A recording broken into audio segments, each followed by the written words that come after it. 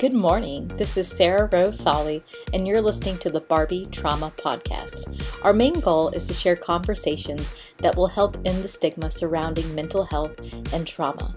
Each episode, I aim to share what I've learned on my own healing journey, and also through starting a nonprofit that serves survivors of physical and sexual violence. Though some of these topics may be heavy, we vow to approach this conversation differently and more authentically than you've ever heard it before. We're here to advocate for women, education, and mental health, while also embracing the art of comedy and powerful healing vibrations of laughter. In other words, we try to not take ourselves too seriously. Welcome back to part 3 with Dr. Kari Leavell. So far, we've discussed her background, prevention education, and types of sexual perpetrators. During this final episode with Dr. Kari, we dive into the impact trauma has on sleep, as well as strategies to help those suffering from trauma-induced insomnia. So switching gears a little bit here, let's talk about sleep. That's one thing I really wanted to also make some time for today, is talking about the importance of sleep along with the challenges of sleep that often stem from trauma and stress. I'm gonna back up a little bit because I think some general information about our brain and what happens in our brain in our lived experience can help articulate this point further. There is a term called neuroplasticity. Neuroplasticity is the brain's ability to adapt and change. The things that cause brain change are novelty, repetition, and intensity. But these things also help form and shape our brains when it comes to traumatic exposure. The brain doesn't distinguish good, bad, healthy, unhealthy, non-traumatic from traumatic. It just knows what it's exposed to. Okay, it doesn't have feeling in terms of good or bad. It just has what is repeated or what is new to me or what was intense. That can create lasting neurological change in the brain and what people consider an emotional TBI. There may not have been any physical trauma to the brain specifically, but the intensity and novelty and perhaps repetition with which sexual abuse specifically, but any kind of abuse experience can occur in. I'll share that there's a book called The Body Keeps the Score. It's a well-known book. It's a big book. It can be a little dense for somebody outside of maybe the mental health provider context, but I have recommended it to folks before and they've enjoyed it. Bessel van der Kolk describes how neural pathways get imprinted when the sensory details of a traumatic experience happens. And that pathway can get activated, it just gets seared into the brain, even if it's once, because novelty and intensity, right? And this isn't even talking about recurrent abuse that happens. That pathway gets activated automatically when the brain detects any presence of any piece of those data, anxiety, panic, hysterics, anger, fight, flight, freeze, the release of neurochemicals. All of that gets cascaded when an element of that data is present to the brain. Generally speaking, somebody who's been through a fire, maybe they experienced a fire in their home, the smell of smoke can be triggering, even if it's a campfire, even if it's in a faraway place. An example that I have on that is the smell of Winter Fresh gum and Hugo Boss. Okay, if in my generation, Hugo Boss and Winter Fresh gum were the things that adolescent boys wore. And so when I smell that smell, I go directly back to my high school cafeteria where I attended a homecoming dance or a Valentine's dance and danced with somebody because they were most likely wearing that cologne and chewing that gum. That's a neutral memory to me to positive. However, for a lot of people, a sensory detail like that isn't quite so positive. And it can trigger their body going into that trauma survival response that is imprinted in relation to that stimulus. So I think understanding what's going on in the brain is important because that impacts sleep. Let me talk a little bit more about this neurological response to trauma in general, and then now go to sleep. An example of novelty when we think about the emotional manipulation that can be occurring from somebody known to a sexual assault victim or an abuse victim might be the flattery and attention from someone, especially if they maybe are in a home where other kinds of affection might be unavailable. Healthy affection may not be readily available, especially when we think about families in this economy and needing to work so much to keep the lights on. That predatory behavior can be experienced as nice at first. Okay, I mentioned a little bit about that earlier. An example of that repetition in a more of an abuse context might be gaslighting. Okay, that the experience of having something known to someone be denied to their face, and it provokes this feeling that they're just fundamentally wrong or incorrect in how they think or what they're remembering. Recurrent abuse is most certainly the most obvious form of repetition. It is not uncommon. I have this conversation very regularly about when somebody receives messaging that they're not good enough, or that they're weak, or that they're selfish. They begin to believe that repetition of message becomes a truth. I say this a lot with folks who apologize too much. When we constantly apologize and we say, I'm sorry, I'm sorry, I'm sorry, it's not just I'm sorry about this thing that maybe I may not need to be sorry about because I couldn't help it, but I begin to think I'm just a sorry person. And that happens faster than we think. And then intensity, I think, is obvious when we think about a violent assault or the first experience of abuse a person may have. When we think about sleep in our digital age, it's a profound problem. Did we evolve to sleep, or do we sleep to evolve? Both is true, because we are the only animal species, excuse me, we're the only animal species who requires as much sleep as we do at one time, who aren't inherently protected in some evolutionary way while we sleep. So we're incredibly vulnerable when we sleep. Sleep allows the brain to heal, and our bodies and our brains have not evolved at the same rate as the development of technology, light, phones, constant access to anything due to technology. And so in a large way, our brains are still regulated to the sun and moon cycles. If anybody listening to this takes anything away, hopefully it's about prevention education and it being primary versus secondary prevention, aimed at perpetrators or potential perpetrators and not children, but also the idea that healthy sleep, quantity and quality, can change your life, and it promotes healing from any kind of trauma. And the simplest and most effective way to achieve that is through focusing on what we call a pre-sleep routine, which is a set of behaviors that you follow with pretty exact frequency every night, or sequence every night.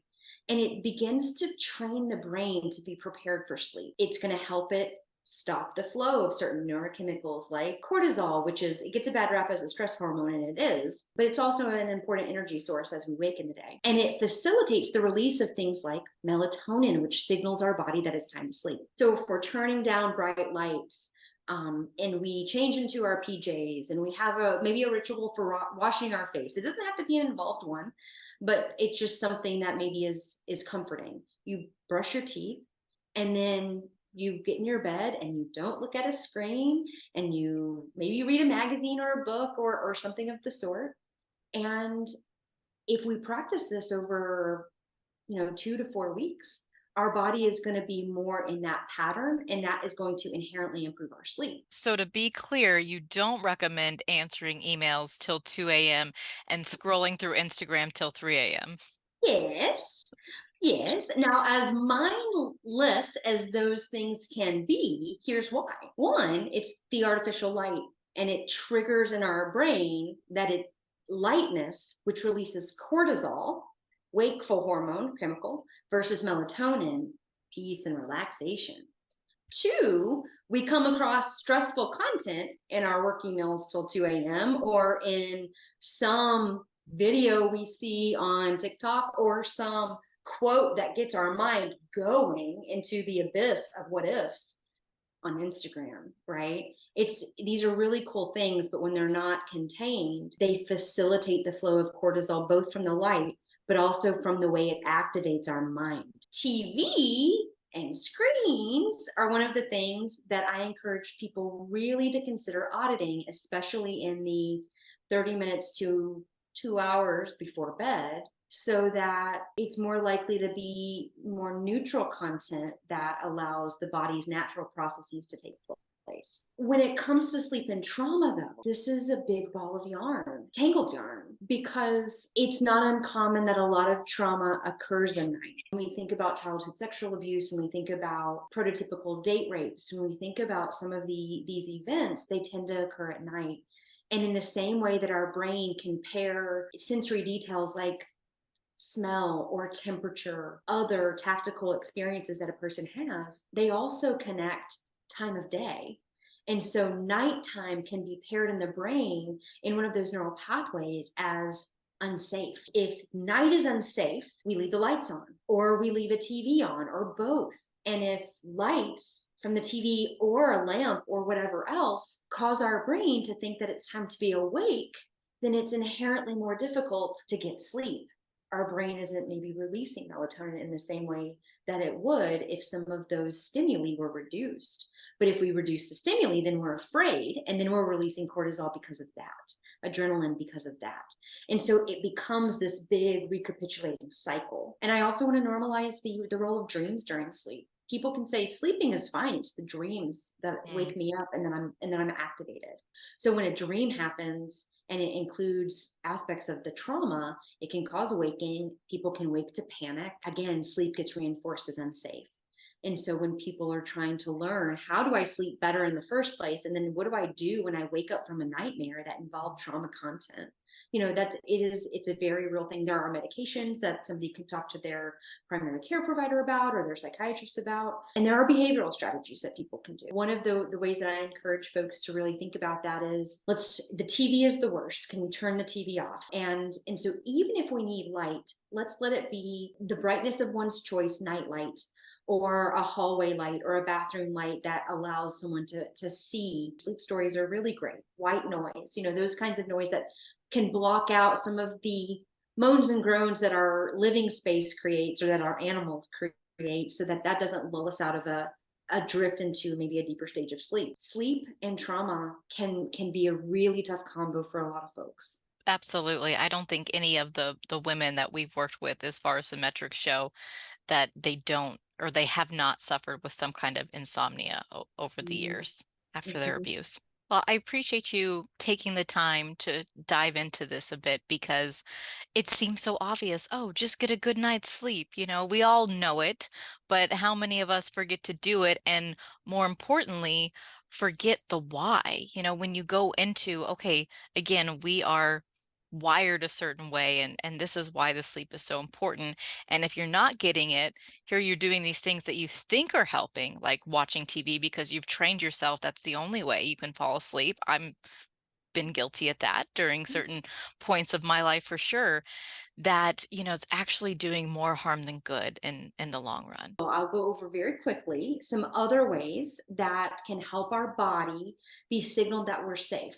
We may do this after a trauma response or even when we are trying to sleep if we feel activated at nighttime. Because let's remember that if our brain perceived a threat that we are unsafe and activated that neural pathway of protection, whether that's freeze or fight or flee, releasing the chemicals, and we're having a response in our digestive system, in our immune system, in our cardiovascular system, we're sweating, our heart rate increases, our muscles go rigid. All of that's happening in our survival response. And so the key here is to engage a behavior, not just words aren't enough, but a behavior that signals the opposite to our brain, that we're safe. And so instead of releasing cortisol and adrenaline and norepinephrine, we're releasing dopamine and serotonin and oxytocin. So there are 6 things that I'd like to give y'all today. One of those is exercise. No, we don't need to be running a marathon right before bed, but sometimes, as kind of like our pets, a Zumi can be helpful for releasing energy that's keeping us alert. Deep breathing is something that we can most certainly do before bed. And deep breathing stimulates the vagus nerve and activates serotonin release. Laughter. Maybe laughter isn't the one to be seeking right before bed because it is energizing, but it does release dopamine and serotonin. And man, if I don't love a good hearty laugh that's uncontrolled. Deep belly laugh where you're Yes. you're literally in tears and you can't breathe and your stomach hurts. That is the best. That is the That's good not a stuff. workout. You feel like you feel sore and you're like, oh, I got a little sweaty on that one, right? Like those are the things that allow that energy release, and it signals a different neurochemical, which tells our brain that we're actually not in threat mode, we're in safety. So, okay, so those 3: non-sexual affectionate touch, hugs. A 42-second hug releases oxytocin. Holding a puppy or a baby or your child, right? I mean, make sure you have consent before you hold the baby. If it's not yours, it's a baby known to you. But yeah, that those snuggles can be really bad. Don't just Like, make sure. special note, don't just go grabbing babies off the street to Oh snuggle my with God. without Right. consent. Pro Full tip. disclosure. Pro tip. Oh, that's good. See, we're releasing stress as we speak. There we go.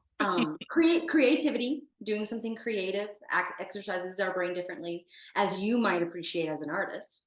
And spending time with loved ones, and in so doing, there may be, non-sexual affection or laughter or creativity that can be had in all of that. And the other thing about therapy is that therapy in part is repeated exposure to healthy messages that can also help the brain change after trauma. It's one of the things that I tell people all the time. I may have said this before and you may not remember, but I will say it again, and I will say it again after that, because that repetition to something healing and corrective and positive and safe changes the brain over time in the same way that the traumatic experience did. So that's also the hope and why therapy works. So who is Kari outside of the office? Well, Kari goes on rants like this to anybody willing to listen about neurology and neuroplasticity and sleep. So I assure you that what you get today is certainly who I am outside of here. But when I'm not ranting about neuroplasticity or raving about it, I love being outside.